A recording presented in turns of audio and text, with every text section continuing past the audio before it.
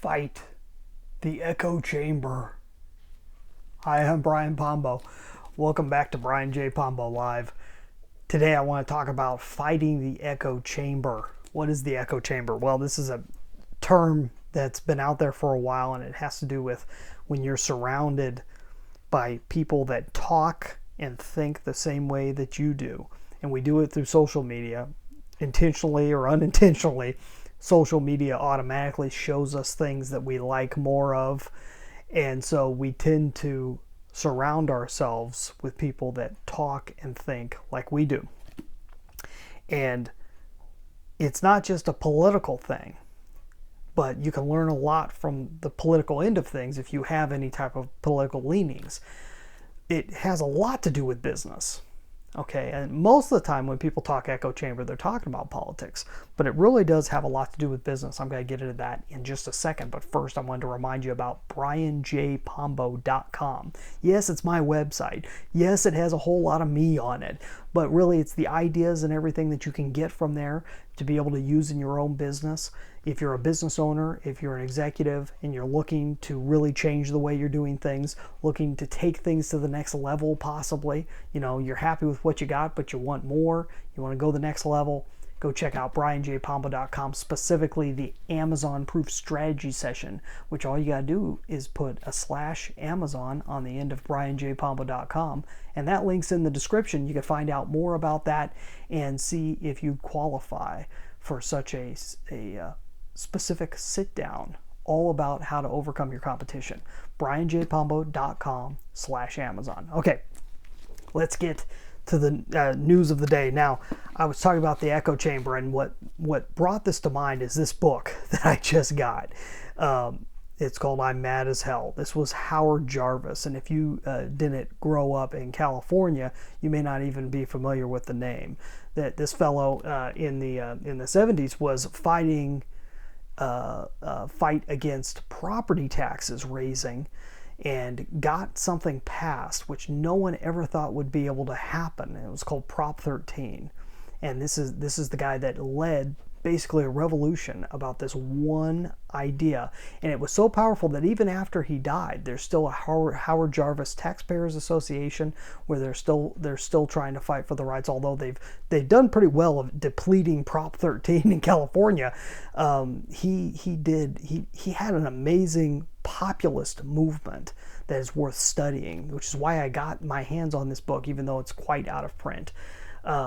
And you'll notice it's a very different frame of mind and a different style, but this guy led a revolution of his own, and it's very different from the other book that I showed you a couple days back, which is by Saul Alinsky, a guy who comes from a very, very much on the left end of things. Howard Jarvis more of the right end of things.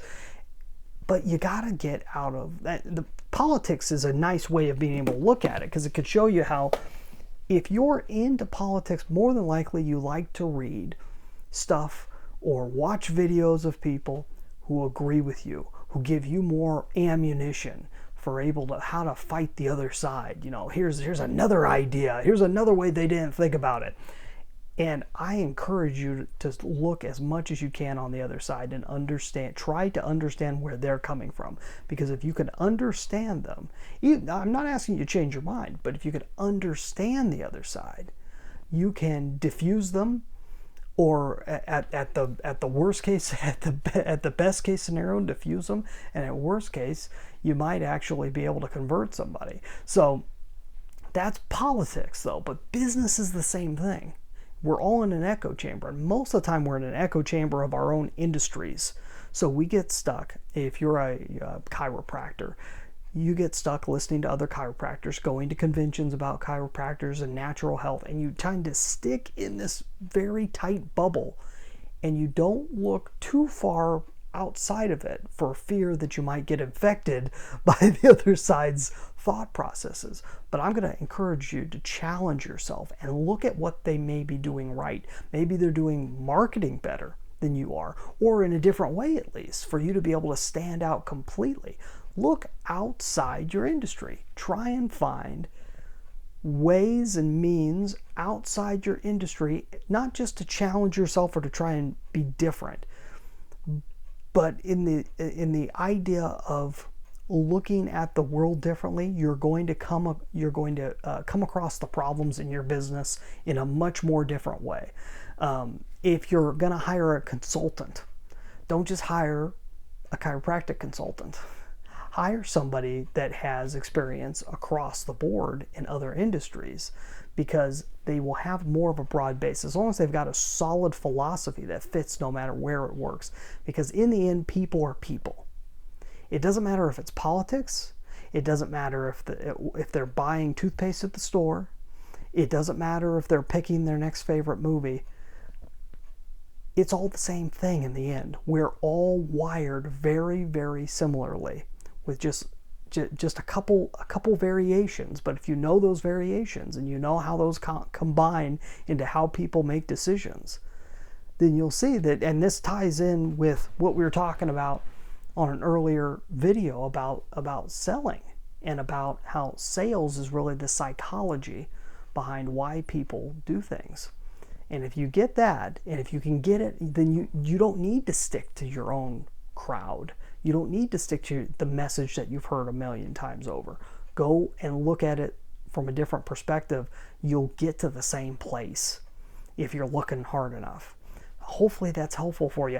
We'll be back here tomorrow with another tip. Sometimes we talk principles, sometimes we talk strategies, and sometimes we talk just hardcore tactics. But we've always got something new here. So we'll see you tomorrow. In the meantime, get out there and let the magic happen.